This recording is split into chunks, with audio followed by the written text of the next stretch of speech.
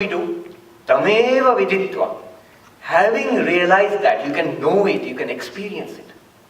You can experience it. You see, Swami Vivekananda, Narendranath Datta in Calcutta, how did he become Swami Vivekananda? He had one question. Not whether God exists. That question we have got. Have you seen God? Not only whether God exists, no theory, no belief, experience of religion. So he used to go around asking. And Maharishi Devendranath Tagore and many others, all luminaries of the Bengal Renaissance in Calcutta in those days, he went and asked. Then somebody told him, his English professor told him, there is a mystic in the Dakshineshwar temple called Ramakrishna Paramahamsa. He goes into these trances and all. You go and ask him. So Narendranath Datta went to this priest of the Kali temple in Dakshineshwar. Remember, he was a Brahmo. He did not believe in image worship and all this. Classical Hinduism did not appeal to him. He goes to this simple priest, a representative of traditional India. Narendranath Datta is a representative of modern India, the India of which we are all products. He goes and asks the question to traditional India. Have you seen God? And he got a direct, first time he got a straight answer. Ramakrishna Paramahamsa straight away told him, yes, I have seen God. Just as I see you, more clearly than that. And not only that, I can show God to you. You can also see God. He was, at that moment, Narendranath Datta, the transformation started into Swami Vivekananda. Tameva viditva. It can be realized, not theory, not lecture as I'm giving, not what you read in books.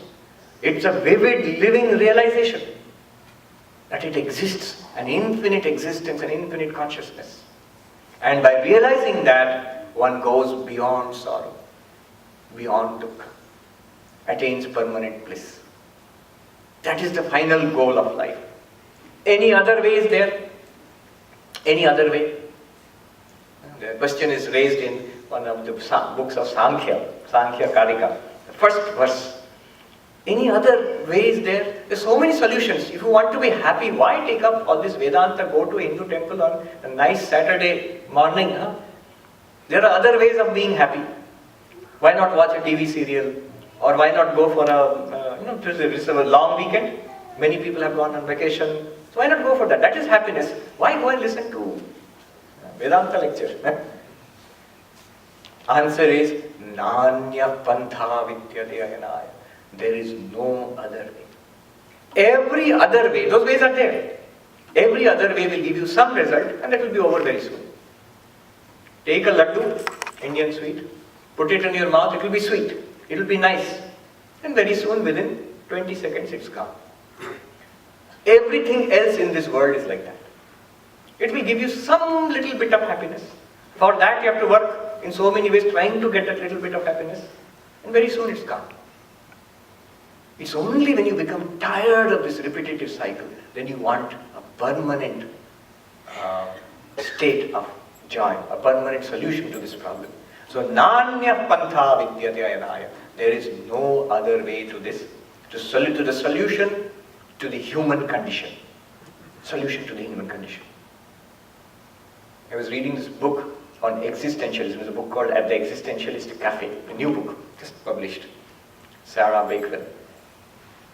So, she says there, see, at the root of all these movements in philosophy, and this was in France in the 1930s, 40s, Jean-Paul Sartre and others, Martin Heidegger. Basically, two questions are there, she says. What are we and what are we to do? Those are the two fundamental questions of life. So they're struggling to find out. And here the answer is Nanya Pantha Vidyate Ayanaya. There is no other path to answering these two questions except this. You see, the fundamental questions in spiritual life. Who are we? And then how do we live this life? What do we do in this life? The answer in spirituality is that there is something called God, Brahman, Ishwar, Allah, whatever you call it. There is something, some infinite reality. If you realize that, your problem is solved. If you realize that. So that is the answer to this question, who are we? And then you live in the light of that. You live a life in the light of that realization. You see, very interesting. Swami Vivekananda, in fact, Sri Ramakrishna, in the Gospel of Sri Ramakrishna, there is Mahendranath Gupta who has written the Gospel of Sri Ramakrishna. The second time he met, first time he could not have any talk with Sri Ramakrishna, second time he went to Sri Ramakrishna in Dakshineshwar. The first questions he asked, 2 questions he asked, just see the questions. They are the fundamental questions of spiritual life. First question he asked to Sri Ramakrishna was, how are we to keep our mind on God? Anyone who has begun spiritual life, that's the question everybody has. How can I think of God all the time? That's the first question. And the second question is, how are we to live in this life? 2 questions only. What are we? Answer given by spirituality is that there is this infinite reality. That is what has to be realized. And then how to live in this world. So these 2 questions he asks Sri Ramakrishna. So first thing is how to realize this infinite reality. You see, tameva viditva ati mrityumeti. By realizing that, one goes beyond all suffering. So immediately our question will be, then how do we realize it? How do we do it? Here is something interesting. You have to pay attention here. They are saying, see, what have they said? There is an infinite reality, call it Brahman or whatever, infinite consciousness. By realizing that, by knowing that, you go beyond all suffering.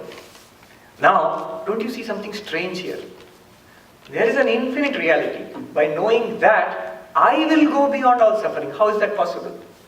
That infinite reality, God, Brahman, Allah, whatever you call it, that is beyond all suffering, no doubt. But I am in this world, I am a limited creature. By knowing it, how will I go beyond suffering?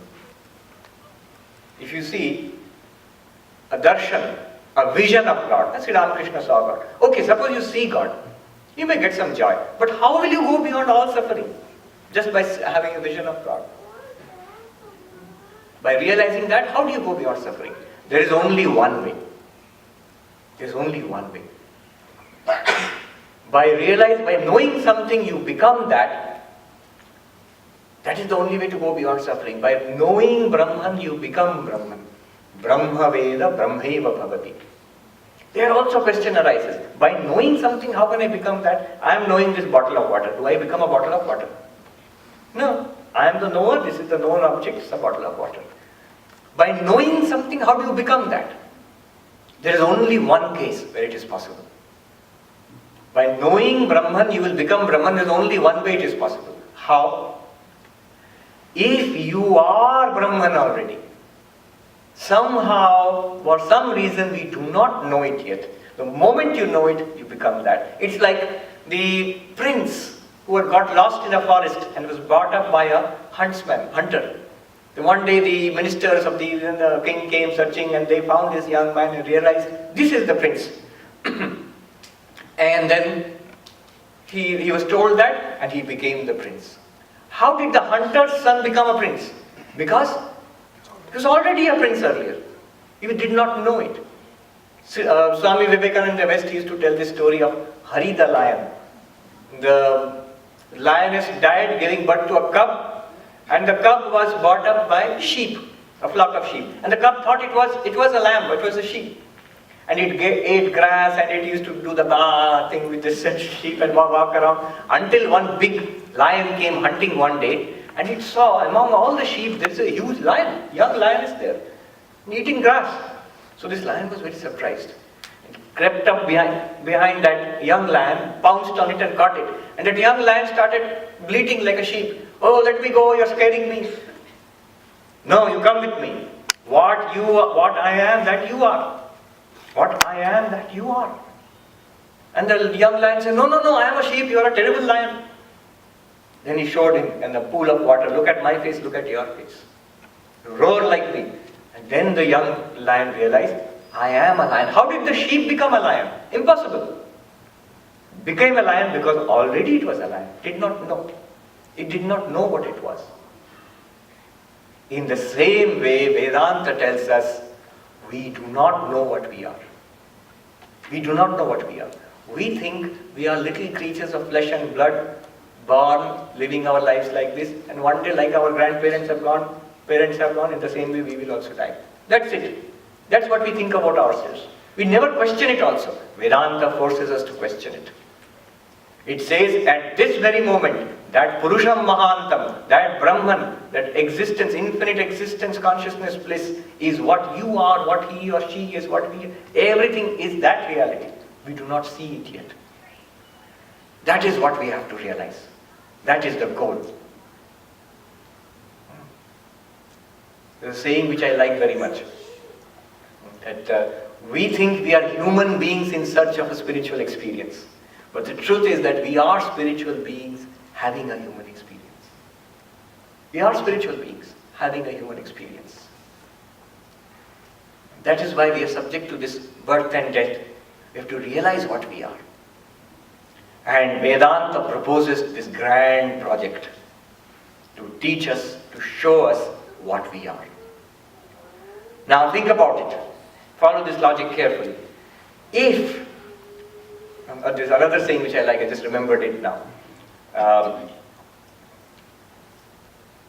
There's a saying that what is behind you, what is in front of you, is as nothing compared to what is within you.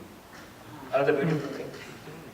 Whatever has happened in our life, from our birth till today, and whatever remains to happen in your life, it is nothing compared to what is within you, what is inside you. What it means is that Purusham Mahantam. You see, that infinite being. And recently, in one of the ashrams, an American lady, she bought some, she left a card. In the ashram they showed me, this card has been left for you, Swamiji. And in the card it is written, what is behind you, what is in front of you is as nothing compared to what is inside you and what is inside the freezer. We opened the freezer and said, yes, she has put some ice cream there. So that ice cream is also like that. Anyway,